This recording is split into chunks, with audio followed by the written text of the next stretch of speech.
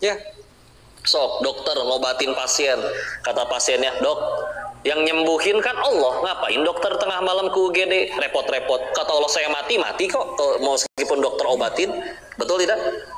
Kasih dokter jawab, buat apa kita ikhtiar?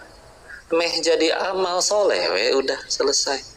Ya, sok pilih seumur hidup seluruh keinginan dikabul. Tapi setiap ngucap, bertindak gak ada yang jadi amal. Meninggal bawa apa? Gak bawa bekal. Capek bak-bek di dunia, duitnya mah dapet, jabatannya mah dapet, tapi gak jadi apa-apa. Ih, hanjakal ya. Coba orang yang kedua misalkan, seumur hidup lebih sering gak dikabul doa nahu, tapi setiap kali ngucap, bertindak, berbuat, semuanya jadi amal soleh. Meninggal, dia kali itu paling banyak bekalnya, paling tinggi derajatnya, padahal dia yang diremehin, dia yang dihina. Kira lihat, makanya mereka orang-orang soleh terdahulu, entah para nabi, entah para sahabat, mau amal segimana, dosa juga amat sedikit bahkan terampuni, dijahatin segitunya. Ujian hidup lebih berat dari kita. Angger jadi orang baik, belain apa sih? Ngarepin apa? Tidak sadar, yang penting jadi amal, engkau suka ya Allah, udah selesai urusan. Daripada seumur hidup terjadi semua yang aku inginkan, tapi engkau meninggalkanku, oh rusak asli. Karena mereka rela kehilangan segalanya asal tidak iman yang hilang. Daripada semua terjadi tapi iman yang hilang, nggak dibawa asli ya. Cincinnya dilepas, hartanya dilepas, tabungannya direbutin anak-anaknya, naudzubillah. Jadi ya udahlah. Karena yang paling cerdas kata Nabi siapa? Yang paling banyak mengingat dan paling banyak mempersiapkan bekal untuk hari tersebut. Bukan berarti nggak boleh punya, Bu. Sok mangga. Tapi dah harus ingat, dah semuanya masih jadi ujian. Ingat tidak latihannya? Kan ya. Ibu udah pada nikah belum ini? Jomblo nggak? Mana yang jomblo angkat tangan? Kela, tolong bedakan. Saya nanyanya, kudu saya lurusin lagi ya. Tolong bedakan jomblo dengan janda, Bu ya. Ya iya sih, sama-sama single ya. Ya mudah-mudahan jodohnya soleh ya. Nggak ada, saya nanya kayak tadi kan bukan pengen nafkahin, Bu, tenang ya tuh ya. Cuma nentuin contohnya ya. Contoh, Bu, di WA aku suami is istri, nah, apal kan? Bales dong. Ono apa su? Suami, jangan suujon atuh ya. Begini uang belanja kayaknya harus naik deh Berapa su? 30 juta. Sebulan? Enggak, seminggu. Indah ya, Pak. Tinggal nyenengin ibu-ibu mah tinggal dikasih khayalan, Pak. Selesai udah. Allah ya. So, uang belanja nambah 30 juta per pekan. Nikmat bukan? Tuh kan ujian, Bu. Ulangi ya. Uang belanja nambah, nikmat bukan? Ujian. Bisa jadi musibah nggak, Bu? Tuh kan, berarti ujian dong. Kapan jadi nikmat? Kalau jadi jalan tambah dekat sama Allah, betul? Kalau dipakai maksiat uangnya, coba Bu, ada orang pengen maksiat bisa nggak jadi gara-gara nggak punya duit. Dia tadinya nggak bisa maksiat, punya duit jadi maksiat, atau tadinya nggak bisa dosa jadi bisa dosa. Musibah, betul? Udah ya. Udah tenang. Terus kok kita mesti gimana bantuin Palestina, asik ya, pakai kalau bahasa Arab kan emang nggak ada huruf P ya, adanya fa ya. Palestine. Terus pakai to dikasrohkan, jadi bukan ti. Palestine. Nah, Palestina itu salah satu yang paling utama kita lakukan. Saya juga dapat titipan tadi dari Ustadz untuk mengingatkan terkait yuk pakai ilmu ya. Karena bayangin Bu ya, kalau kita yang di posisi mereka pegang senjata, kita mah Bu punten beda dikit ya, mulut udah bisa jahat, berantem Bu ngomong deh, nggak mau ngomong lagi. Punyanya jempol tapi bisa jahat itu jempol, komen, masya Allah julid ya. Mending kalau julidnya ke pasukan yang onoh mah, ya. Coba Bu, sesama saudara sendiri berantem wae. Ingatkah kapan ketika Palestina gak bisa jatuh ke tangan musuh? Satu, ketika mereka semua masih bersatu. Ya, karena mereka musuh-musuhnya tahu ini gak bisa nih dikalahin kalau mereka masih bersatu. Dibikin isu-isu, dilemahin dulu. Misalkan, apa sih fungsinya hijab? Untuk melindungi wanita. Oh berarti kalau kalian telanjang tapi dijaga bodyguard 10 orang tetap terjaga dong. Nah, itu pemikiran kayak gitu Bu, sekuler namanya. Ya. Dengan itu dilemahkan, dijauhkan dari Al-Quran. Apalagi caranya di Amerika dijadiin bahan bercandaan stand up comedy. Jadinya awalnya orang kaget, loh kok bercandain agama sih? Tapi ketika makin banyak yang bercandain kan jadi biasa. Jadinya tidak sakral lagi agamanya. Ketika agama udah nggak sakral, sering biasa dijadiin lelucon, udah orang jauh dari agamanya lemah. Ya. Nah, itu memang caranya kayak gitu. Makanya yuk bersatu dulu, yuk ngaji. Demi Allah, ingat sekali nasihat dari guru kami Ustadz Budi Ashari, orang sesama muslim masih gampang berantem tuh alasan paling kuatnya satu, kata beliau, kurang ilmu. Punten ya, lihat kira beda pendapat sebeda-bedanya. Apa dikira Imam Syafi'i sama Imam Malik nggak pernah beda pendapat? Akur. Nih sekarang nih kita ngaji terus beda pendapat. Ketemu misalkan gurunya si A sama gurunya si B. Murid-muridnya berantem nih beda pendapat. Guru-gurunya ketemu emang berantem? Enggak, biasa aja. Dan sama-sama tahu dalil. Oh emang penjelasannya nggak cuma satu. Tapi saya mengambil yang ini, beliau mengambil yang onoh, dan sama-sama punya dalil. Karena memang di beberapa banyak hal, ada yang memang Nabi itu nyontohinnya nggak cuma satu. Jadi nggak mau berantem, karena tahu persatuan itu lebih baik. Ya, maka udah jangan berantem, sok sing akur dulu. Kebayang kalau kita yang di posisi mereka, beda dikit, kita pegang senjata, bisa nembak orang kayaknya kita. Makin jempol komen aja bisa nyakitin hati orang. Ya. Kenapa mereka yang dipilih jadi umat-umat yang tidak terkalahkan sejauh ini? Udah solid Bu, bersatu. Ingat ketika akhirnya berhasil direnggut musuh pun, Salahuddin Al-Ayyubi ketika berhasil ngerebutnya kembali, prosesnya berapa lama? 13 tahun mempersatukan umat dan hanya butuh 13 bulan untuk merenggut Baitul Maqdis. Lebih lama mana? Mempersatukan umatnya dulu kan, sok sing akur dulu, dulur kabeh ya teh, semuanya sama-sama pengen ke surga, sama-sama menyembah Tuhan yang sama. Kok tapi dia beneran salah, ya salah dikasih tahu, bukan dimusuhin apalagi dijahatin. Enak kan ketemu orang soleh mah, nih saya ngomong kayak gini, saya salah ngomong. Gimana kok kalau ceramah terus ceramahnya salah? Nah ini orang soleh semua pasti dikoreksi. Nah, saya ceramahkan bukan pengen bikin kalian kagum, bukan. Tapi lagi sama-sama bicara kebenaran, salah, ada yang benerin. Alhamdulillah berarti ada yang mau ikhlas koreksi. Guru-guru kami kalau dikoreksi, Bu, dikirimin hadiah ke rumah orang yang koreksinya, Bu. Di DM, Ustadz maaf, tadi Ustadz kemarin salah baca ayat. Oh begitu, dilihat lagi videonya, oh salah. Boleh minta alamatnya, dikirimin hadiah. Itu dilakuin Ustadz Fatih Karim, ngelakuin kayak gitu. Ya. Insya Allah. Tidak sadar, yang penting jadi kebaikan. Bu, jangankan ngomong salah Bu, kita ketemu orang soleh bawa dosa, dirangkul Bu, ayo sini yuk sama-sama jadi baik. Dah aku ge punya dosa, yuk kita kesini kan pengen sama-sama baik, bukan pengen nunjukin aku teh lebih mulia dari kamu. Dilihatin lo yang baru pertama ngaji dari atas ke bawah, akhirnya nggak jadi ngaji itu orang kan. Ya Allah, punten ya. Enggak, Allah yang tolong.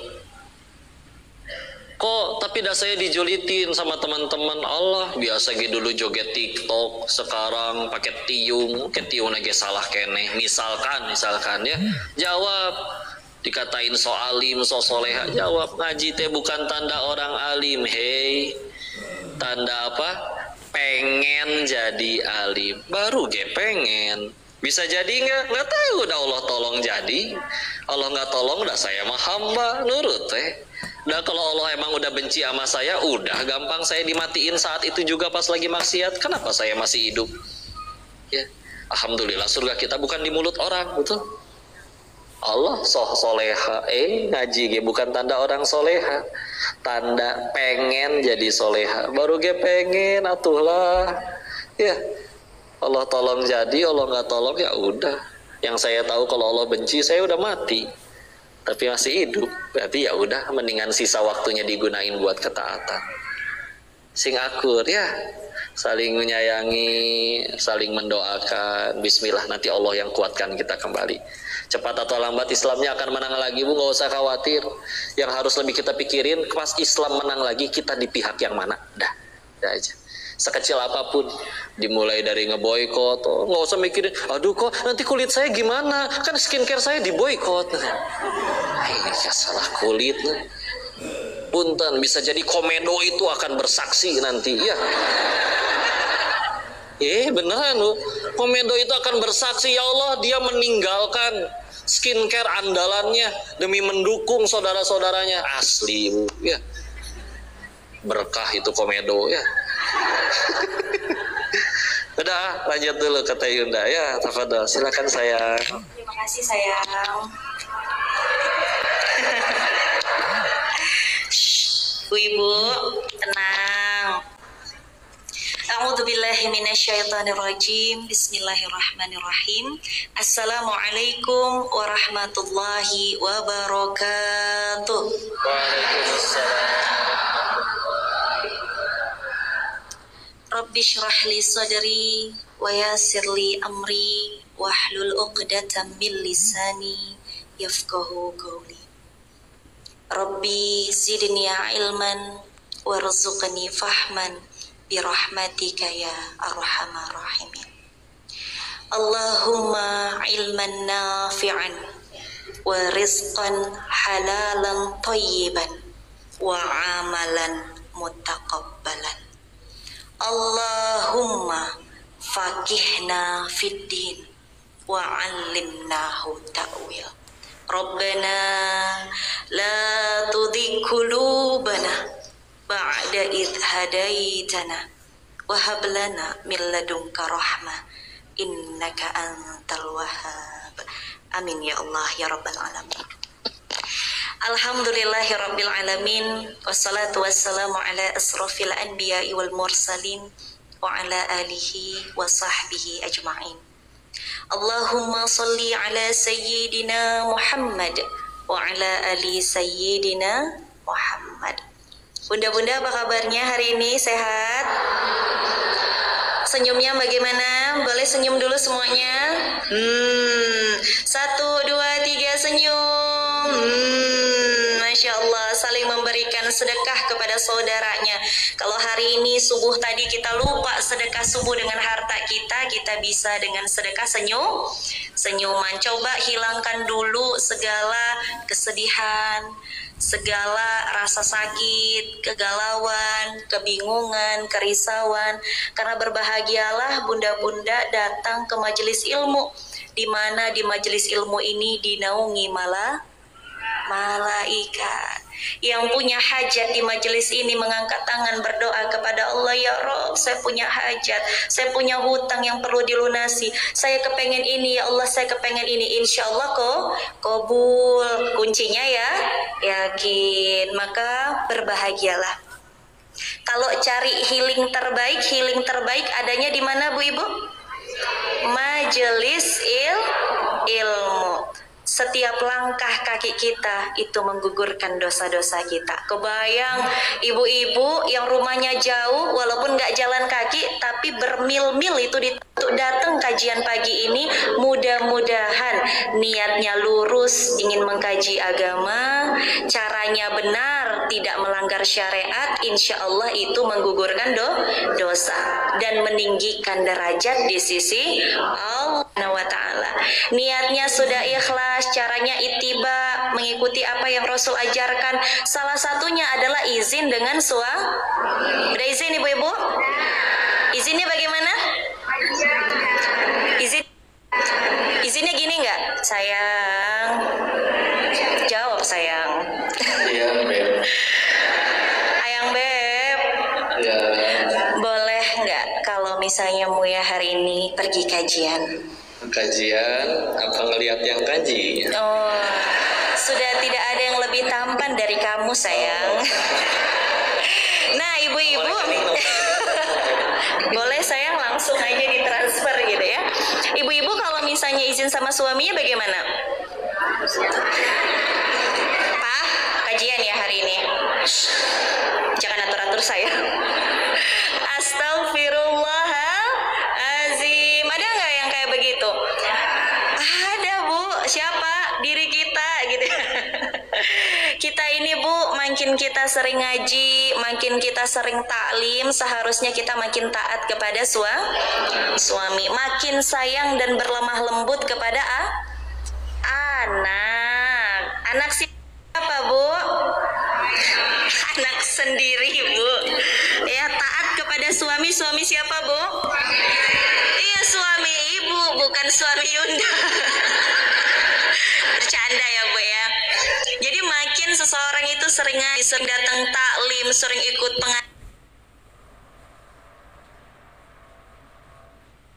pengajian, seharusnya akhlaknya pun ikut berubah. Keyakinannya pun ikut berubah. Jangan sampai kalau kata AA, karena kita ngaji di Darul Tauhid, kata AA seperti ini. Jangan sampai kita itu seperti layaknya keledai yang membawa kitab. Kitabnya berguna nggak Bu? Berguna. Bermanfaat nggak kitab? Bermanfaat. Al-Quran manfaat nggak Bu? Tapi kalau keledai yang membawa, keledai tak diberikan akal untuk bisa berpikir benar dan salah. Kira-kira kitab yang tadinya manfaat, tapi karena dibawa oleh keledai yang tak tahu mana benar mana salah, manfaat nggak Bu? Begitulah dengan kita hari ini maksudnya. Ibrahnya, kajian makin banyak, taklim makin banyak yang kita datangin, seharusnya menjadikan diri kita pribadi yang lebih baik. Kita harus punya waktu untuk muhasabah kalau kata AA. Jangan kita on the track terus, itu kurang baik Bu. Baiknya itu jalan, naik, muhasabah. Muhasabah seperti apa? Benarkah ini semua karena Allah? Muhasabah. Benarkah apa yang sudah saya lakukan ini untuk menggapai ridha Allah? Muhasabah. Kalau ada kekurangan, perbaiki. Nanti naik pelan, muhasabah lagi. Naik lagi pelan, muhasabah lagi. Kalau kita terus kadang-kadang on the track itu membuat kita jadi sombong. Dan semua ulama sudah pernah merasakan di mana saat dia merasa dirinya itu sudah tinggi, disitulah dia sulit untuk mengeluarkan air mata taubat. Begitulah dengan kita ibu-ibu. Jangan kita merasa saya rajin taklim, sedang dia itu nggak pernah datang taklim. Kata membandingkan diri kita lebih baik dengan orang lain, itu saja kita sudah gagal menjadi orang baik. Orang baik tidak pernah menganggap dirinya baik. Orang baik hanya terus saja melakukan yang terbaik. Coba boleh kita ulang Bu. Orang baik tidak pernah menganggap dirinya baik. Orang baik tetap saja melakukan yang itu the real orang baik. Jadi kalau ada orang baik masih, aduh kan saya sudah sholat, saya sudah sedekah, kalau masih ada kalimat saya, kayaknya seluruh dunia ini hanya tentang dirinya. Itu termasuk ke dalam penyakit hati Bu. Apa namanya? Sombong. Ya. Dan apa yang menyebabkan iblis dikeluarkan daripada syurga Bu? Penyakit sombong. Kalimat sombong itu Bu, coba didengar dan coba dirasa-rasakan ke diri kita. Iblis itu kalimat sombongnya, kalimat inilah yang membuat dia terlempar daripada kenikmatan di surga. Tahu nggak kalimatnya apa? Ana khairu minhu. Ana khairu minhu. Aku lebih baik dari kamu. Kita sering nggak Bu ngomong kayak begitu? Sering banget. Mohon maaf ya Bu ya. Bahkan kepada pasangan sering nggak Bu ngomong begitu? Kadang, walaupun tidak diucapkan dengan lisan, kadang-kadang ngedumel nggak di hati. Misal contoh, suami kita lagi meningkat karirnya, sedangkan kita tertinggal di bawah hanya mengurus rumah, mengurus anak. Kadang kita yang sarjana S1, kita S2, kita profesor hanya di rumah. Kadang-kadang tidak diucapkan, kadang aku lebih baik dari dia sebenarnya, tapi kok dia yang lebih sukses. Ada nggak Bu? Atau tetangga deh Bu, bukannya aku yang lebih sering sedekah, tapi kok dia yang nambah rumah, nambah mobil, dan seterusnya. Pernah nggak terlintas seperti itu? Pernah. Hikmat iblis yang membuat iblis dari surga dilempar kepada dunia. Dan akhirnya apa? Iblis memberikan satu misi kepada teman-temannya yang lain. Aku tidak mau masuk neraka sendirian. Ini misi iblis, tolong dicatat. Aku tidak mau masuk neraka sendirian. Akan aku sesatkan umat Muhammad. Siapa umat Muhammad, Bu? Misi iblis apa? Menyesatkan kita. Berarti musuh kita siapa, Bu? Inilah kaitannya nanti dengan kita harus belajar daripada saudara-saudara kita yang ada di Palestina. Orang yang sudah yakin kepada Allah seyakin-yakinnya, Bu, tidak ada keraguan, orang yang seperti inilah yang tidak bisa disesatkan oleh iblis. Itulah yang membuat saudara kita di Palestina, dia dikasih harta, pergi tinggalkan itu, nggak mau. Ya. Ayo masuk, jangan daripada capek di situ dibom, udah keluar aja dari tanah kalian, nggak mau. Ya sudah, masuk saja agama yang lain, pergi saja masuk ke agama Yahudi, nggak usah, agama Islam tuh sangat membuatmu menderita. Nggak mau. Kenapa, Bu? Karena yakinnya sudah di luar daripada batas, hingga akhirnya dia tidak bisa digoda lagi oleh syaitan daripada iblis. Sedangkan kita, Bu, sebenarnya siapa yang terjajah, Bu? Palestina atau kita? Palestina atau kita, Bu? Kalau kita bilang Palestina yang terjajah, itu tidak benar, Bu. Kenapa? Karena satu-satunya saat ini negara yang tidak dijajah oleh Yahudi dan Zionis Israel itu adalah Palestina. Mereka berkorban diri mereka. Mereka berkorban keluarga mereka. Mereka berkorban harta benda mereka.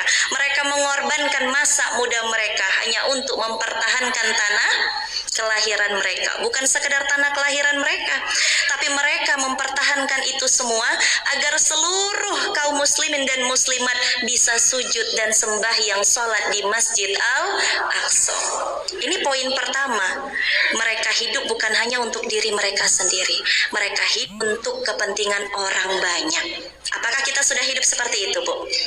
Belum. Kita setiap hari yang kita pikirkan mau makan apa ya? Gamis model terbaru, apalagi mau lebaran ya, udah mau puasa, sekarang sudah H-9 dan 8 mendekati Ramadan. Pasti ibu-ibu udah pada semangat untuk apa, Bu? Cari sarimbit kembaran, nanti mau foto di mana kan gitu ya, Bu ya. Mereka mah borok, Bu, nggak kepikiran sama sekali. Yang mereka pikirkan adalah bagaimana umat muslim bisa sholat di Masjid Al-Aqsa. Ibrohnya apa? Hari ini hiduplah bukan hanya untuk diri kita sendiri, tapi juga hiduplah untuk kemaslahatan orang banyak. Coba kita kadang gini, ketika kita sedekah subuh, mungkin saat ini kita sedang di level dan di tahap ketika kita sedekah subuh nih. Subuh kita sholat, kemudian kita sedekah subuh dan kita niatkan, ya Rob, ya Rob, ya Rob, engkau berjanji engkau turunkan malaikatmu di waktu subuh. Ya Rob, saya punya hajat begini, begini, begini. Itu untuk siapa, Bu? Diri sendiri. Coba sekarang diubah. Jangan dihilangkan, tapi ditambah. Ya Rob, saya sedekah subuh ini ya Rob untuk begini, begini, begini. Ucapkan untuk diri kita, tambahkan lagi untuk yang lain. Ya Rob, tambahkan rezeki saya sehingga saya bisa sedekah subuh, dan sedekah subuh ini bisa bermanfaat untuk anak yatim, kaum duafa, tetangga saya, keluarga saya, orang tua saya, semua yang membutuhkan harta saya. Ya Rob, bantu lancarkan rezeki saya. Jadi kita hidup bukan hanya untuk diri sendiri. Itu, Bu, kalau dengan niat yang tulus, kalau dengan keikhlasan hati, wah, itu rezeki seperti keran bocor, Bu. Tahu keran bocor? Ngucur, mau kita tutup, terus. Kenapa hari ini kayaknya masih sendat itu rezeki kita? Ya karena kita meminta untuk diri kita sendiri kan? Dan kata Allah, jatah untuk dirimu ya sudah segitu cukup. Kadang-kadang kalau Yunda berbicara dengan para agnia, tahu agnia, Bu? Orang-orang kaya yang dermawan, yang sedekahnya Masya Allah luar biasa, itu kalau berbicara sama mereka, mereka itu Bu, sebagian daripada harta mereka, bahkan hampir separuhnya, itu bukan untuk diri mereka dan keluarga mereka, untuk pondok pesantren, untuk masjid yang sana, untuk saudara-saudara yang ada di Palestina. Tiap hari mikirin agar uang banyak untuk bisa maslahat. Jadi yang pertama yang bisa kita lakukan, ibrah daripada saudara-saudara kita yang ada di Palestina, yang pertama apa Bu? Mulai sekarang hiduplah bukan hanya untuk diri. Coba belajar hidup juga, berempati kepada orang lain. Karena hidup ini bukan hanya soal kita bahagia atau tidak Bu. Coba gini deh, Ko Denis itu selalu bilang sama Yunda kayak begini, coba deh kita muhasabah, kita mikir, kamu udah jalan-jalan ke sini, kamu keluar negeri, kamu punya rumah, kamu punya mobil, kamu bahagia? Jawabannya Bu, bahagia. Tapi kalau fokusnya adalah membahagiakan diri sendiri, pertanyaan Yunda, sampai pada titik tertentu bisa bosan nggak Bu? Bosan. Sekarang coba muhasabah lagi, ketika kita setiap hari memberi sedekah walaupun sedikit kepada tukang parkir, kepada pedagang, kita nggak mau menerima kembalian. Kita belanja misalnya di pasar nggak pakai nawar, bahkan kita berikan lebih. Kita bantu keluarga kita, saudara kita yang membutuhkan. Itu kita lakukan terus menerus, walau kita mengeluarkan harta, ada perasaan bahagia nggak Bu?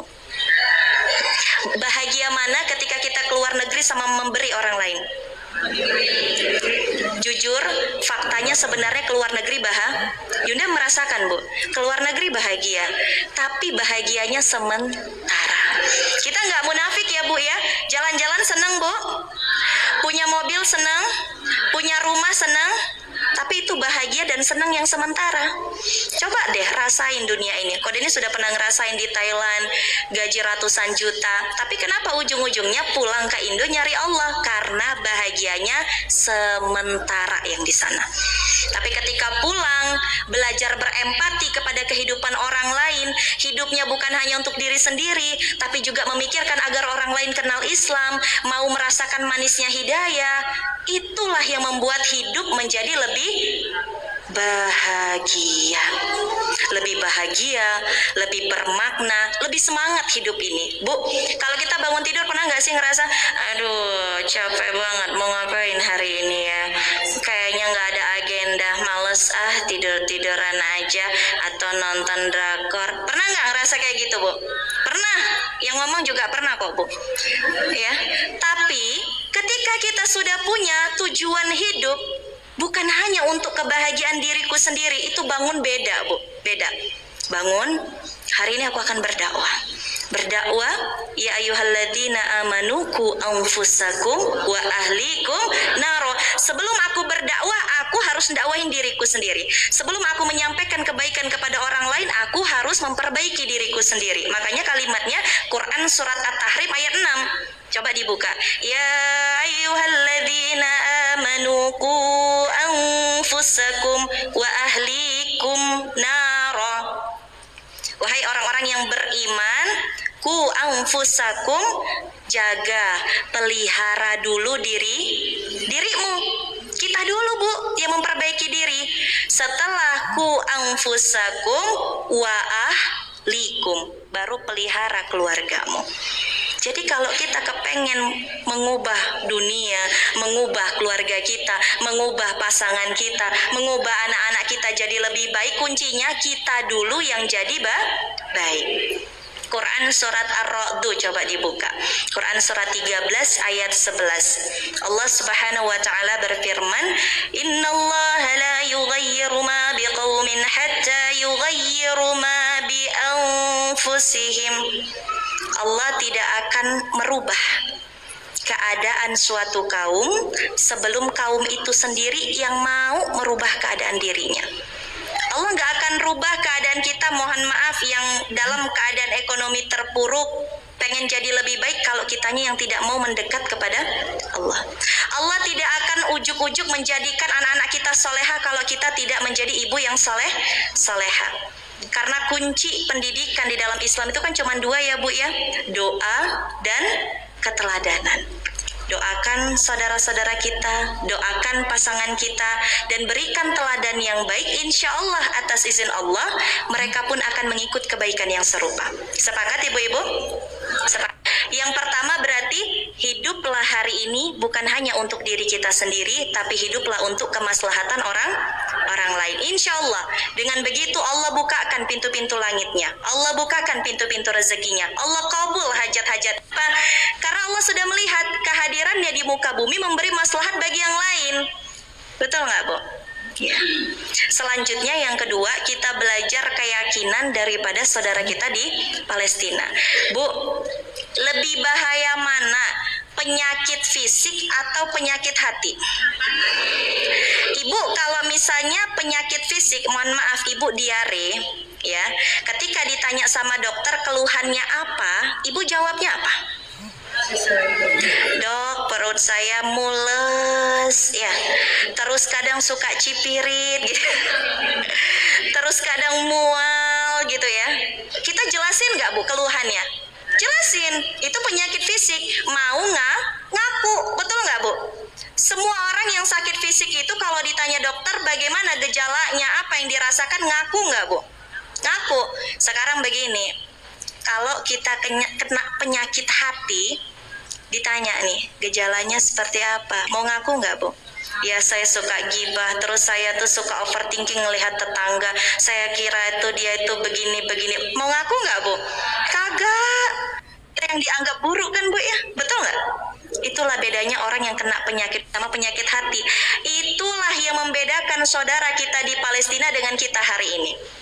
Mereka itu sudah dibebaskan daripada penyakit-penyakit hati. Walaupun mereka merasakan penyakit fisik, bahkan mereka kehilangan anggota tubuh mereka, tapi hati mereka merdeka.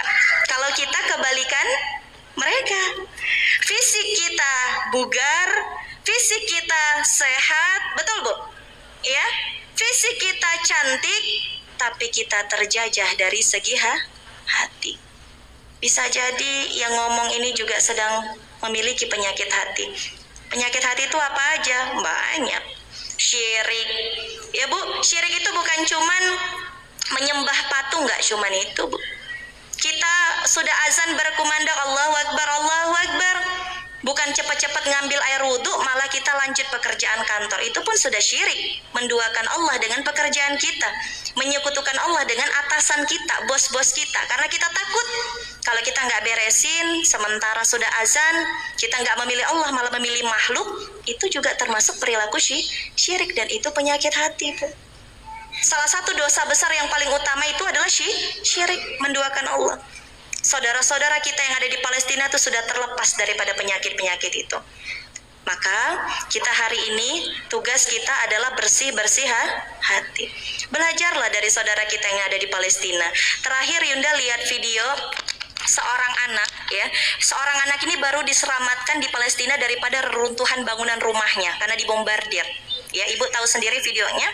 Pada saat itu para tenaga medis dan awak media yang meliput memberikan roti. Ini satu-satunya roti loh, Bu. Nggak ada lagi roti, ini udah terakhir. Karena mereka juga dalam keadaan terkepung ya di sana. Bantuan sulit masuk pada saat itu. Kalau sekarang sudah bisa. Tinggal satu roti. Para awak media dan awak medis ini ngasih kepada anak Palestina ini. Masih kecil, Bu. Mungkin sekitar usia 5 tahun, 6 tahun. Kasih sama anak Palestina ini. Bu, pada saat dia mau menyuapkan roti itu ke mulutnya, dia berhenti. Udah deket nih, udah mau dikunyah nih, dia berhenti. Dia lihat itu wajah awak media dan awak medisnya. Belum ada digigit sedikit pun, dia kasih, mau, kata dia kayak gitu. Kita, Bu, kalau dalam keadaan lapar, boro-boro, Bu. Kagak ingat suami, kagak ingat anak. Nasi secentong di rumah habis ya, Bu, ya. Segitu dalam keadaan perang, dalam keadaan terkepung, dalam keadaan perut sudah sangat lapar. Dalam keadaan luka-luka yang ada di tubuh, dia masih ingat orang lain. Mau. Itu didapat dari mana? Kebersihan hati. Kalau orang sudah hatinya kotor, rusak semuanya, Bu. Makanya kan di dalam tubuh manusia itu ada segumpal daging, yang apabila daging tersebut baik, maka baik seluruhnya. Apabila daging itu rusak, rusak seluruhnya. Itu disebut apa, Bu? Hati, kolbi. Kalau hati baik, pikiran jadi baik. Kalau hati baik, ucapan jadi baik. hati baik, perbuatan jadi baik. Hati baik, langkah kaki ke arah yang baik. Terus begitu seterusnya. Kuncinya tuh di sini, Bu, di hati. Maka hati-hati dengan hatimu. Kalau ada kita merasa kayak kok dia begini, cepat-cepat istighfar. Ya, fakul halaka ila anta zakka wa ahdiyaka ila rabbika fatakhsha. Kata Allah begini, Bu. Adakah keinginanmu ingin terus membersihkan dirimu? Karena kita bukan malaikat yang disifati taat, betul, Bu? Kita sering melakukan dosa, betul ya, Bu ya? Betul. Dan kita bukan iblis ya, Bu, yang menolak ketaatan, kita pun berusaha untuk taat, betul? Betul. Maka kata Allah, kalau ada keinginanmu ingin terus membersihkan hatimu, dirimu, wa ahdiyaka ila rabbika fatakhsha. Aku tahu kamu bukan malaikat, aku tahu kamu juga bukan iblis yang menolak ketaatan, maka beristighfarlah kepadaku. Wa ahdiyaka ila rabbika fatakhsha. Maka akan aku pimpin kamu menuju jalanku yang benar, dijauhkan daripada kesesatan. Kita sering tiap hari bikin dosa, betul, Bu? Ketika bikin dosa, astagfirullahaladzim. Ketika kita bikin dosa sama suami, diam, astagfirullahaladzim. Bikin dosa sama tetangga, diam, astagfirullahaladzim. Bukan update status ya, Bu ya. Ketika kita kesel, misal sekarang ini lagi marak misalnya isu poligami, udah bukan komen, bukan apa, tutup, astagfirullahaladzim.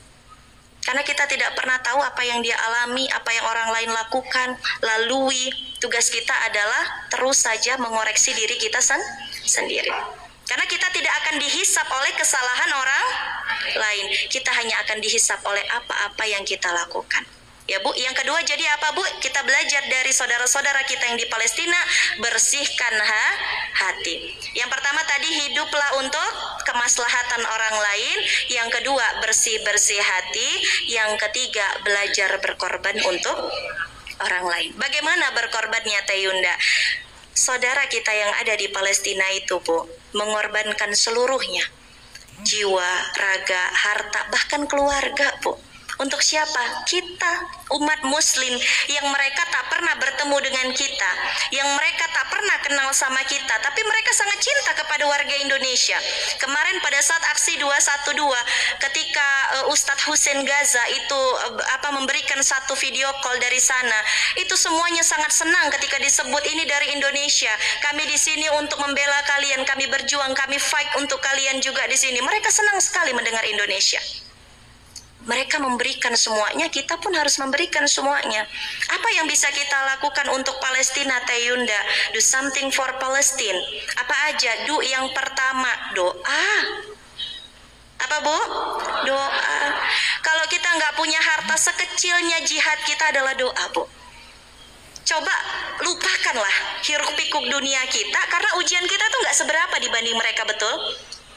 Kita sudah bekerja dari pagi sampai petang, malamnya coba istirahat, pikirkan mereka. Belajar, ya. Do something for Palestine. Yang pertama, doa. Doakan. Sehabis sholat, setelah kita mendoakan orang tua, mendoakan anak kita, pasangan kita, keluarga kita, doakan untuk Palestina. Ini yang pertama yang harus kita lakukan dan terus kita lakukan sampai kita wafat. Doa. Tapi capek, Teh Yunda. Kadang kayak aku pun hajatnya banyak, betul nggak, Bu? Betul ya, kita manusiawi ya. Kadang capek, kayaknya aduh banyak banget dan waktuku ini sedikit. Sudah, paksakan.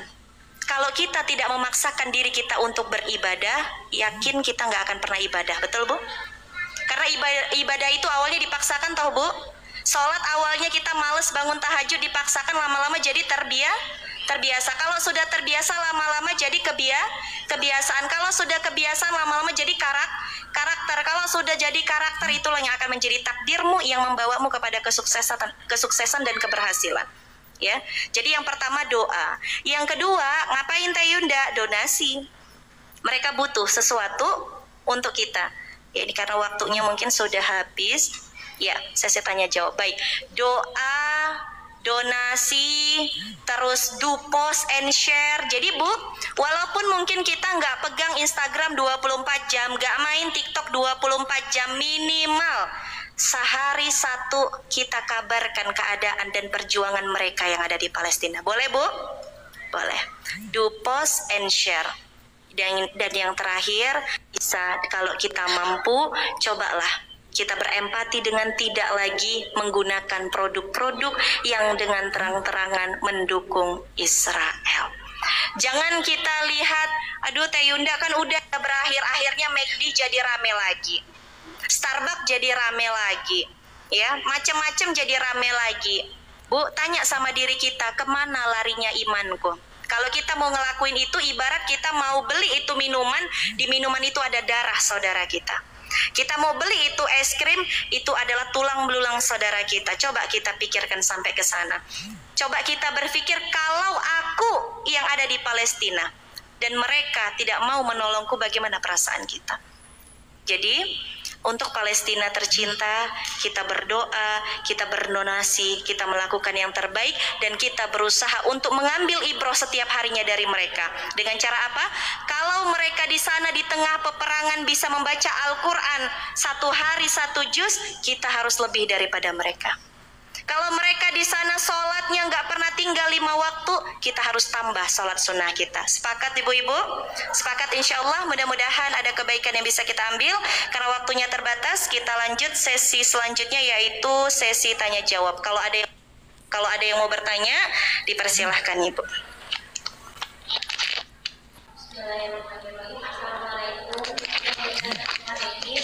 Waalaikumsalam warahmatullahi wabarakatuh. Kemarin hari Jumat kemudian berawal saya dari saya bertanya sebelum meninggal beliau sakit keras dan saya merasa bersalah karena di detik-detik kematiannya saya tidak bisa ikut berawal karena saya memiliki 2 anak dan takutnya saya bisa mengatakannya apakah saya berdosa karena sebenarnya saya tidak mampu membalas sebagaimana beliau telah merawat saya. Ya, terima kasih. Assalamualaikum. Waalaikumsalam warahmatullahi wabarakatuh. Baik, bismillah. Inna lillahi wa inna ilaihi raji'un. Allahumma gfir laha warhamha wa'afiha wa'fu anha. Semoga Allah terima seluruh amal soleh Nin ya.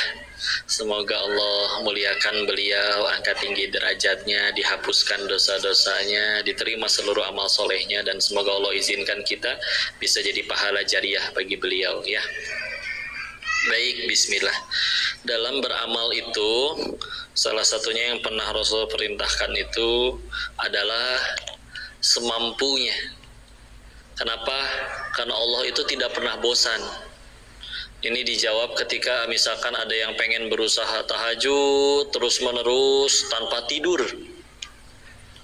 puasa tanpa pernah ada hari tidak puasa, setiap hari puasa ya. Diingatkan, ya kalian ngelakuin semampunya. Kenapa? Karena Allah itu nggak pernah bosan. Bisa jadi yang bosan adalah kita. Nah, dalam urusan ini saya melihat itu bukan kelalaian.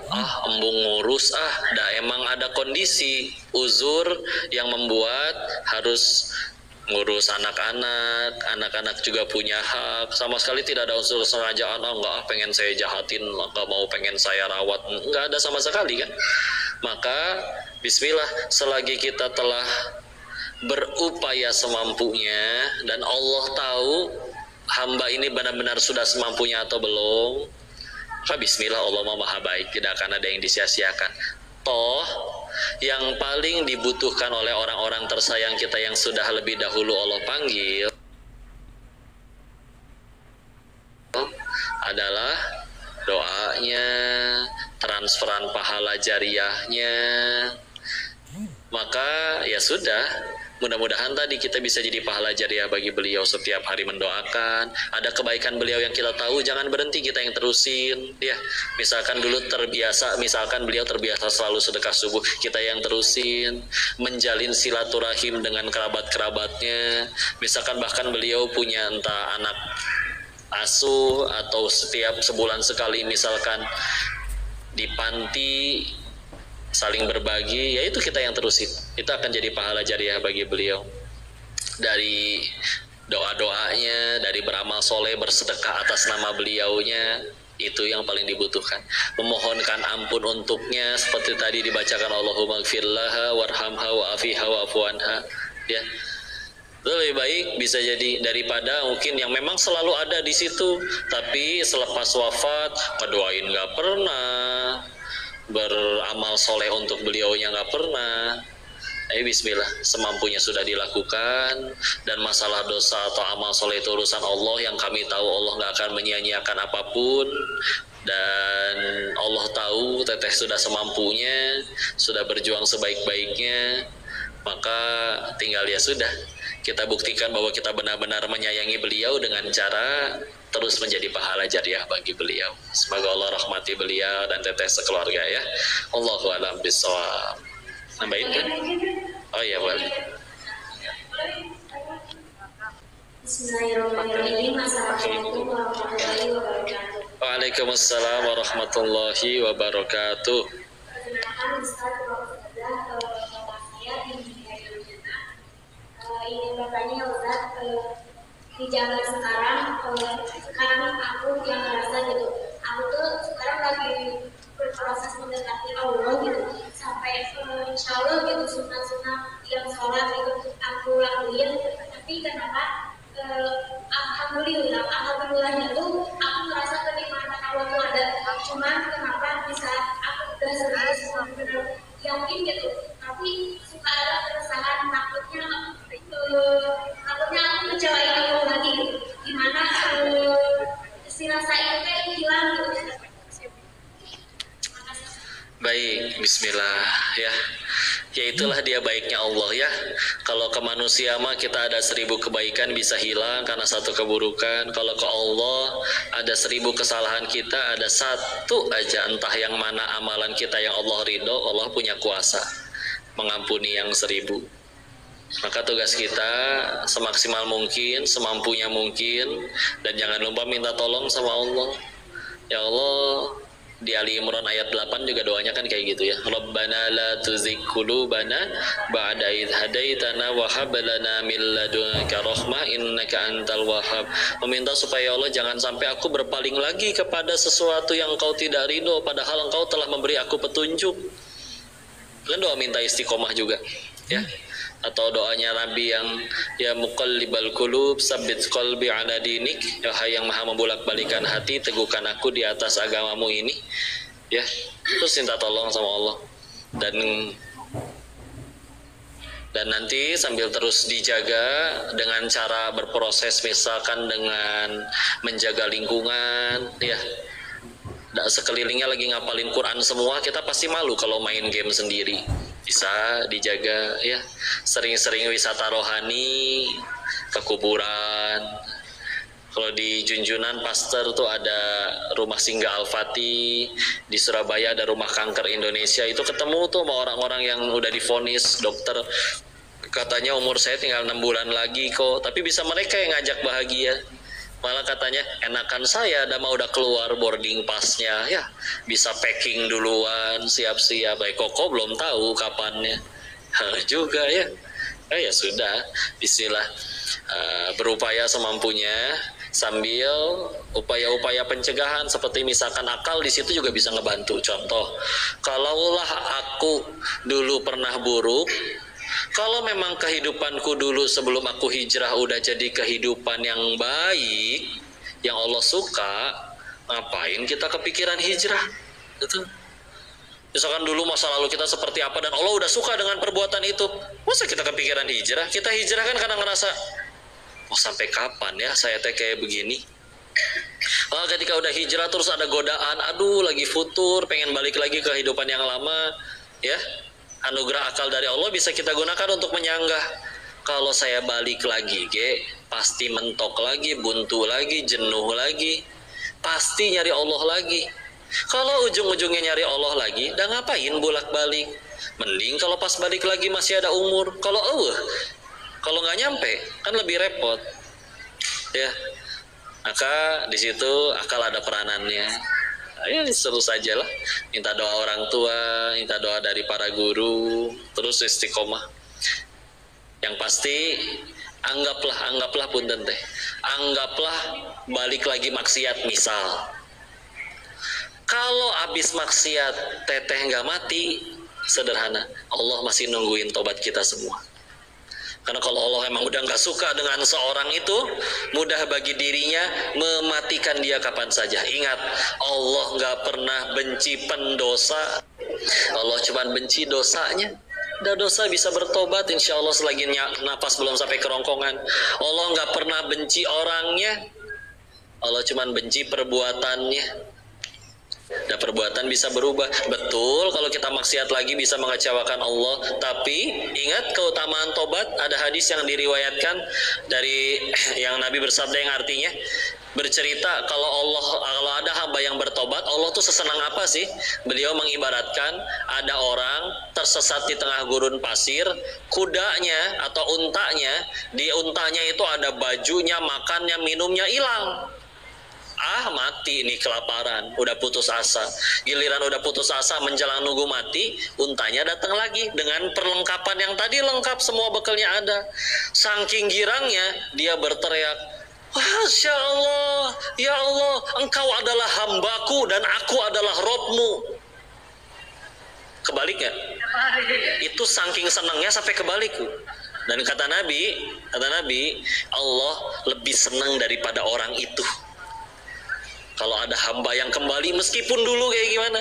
Di riwayat yang lain, meskipun mesti ditakhrij ulang hadisnya, ada riwayat yang menyebutkan Allah tuh membangga-banggakan hambanya yang tobat. Ibarat maksiat 14 tahun baru ge hijrah 2 bulan. Tapi Allah bangga-banggain. Tuh lihat, hamba siapa dulu? Tobat kan? Hijrah kan? Mungkin kata malaikatnya, baru ge berapa bulan gitu ya. Tapi udah gitu Allah sayangnya, tenang aja. Sing istiqomah ya. Semoga selalu Allah tolong. Wallahu a'lam bishawab.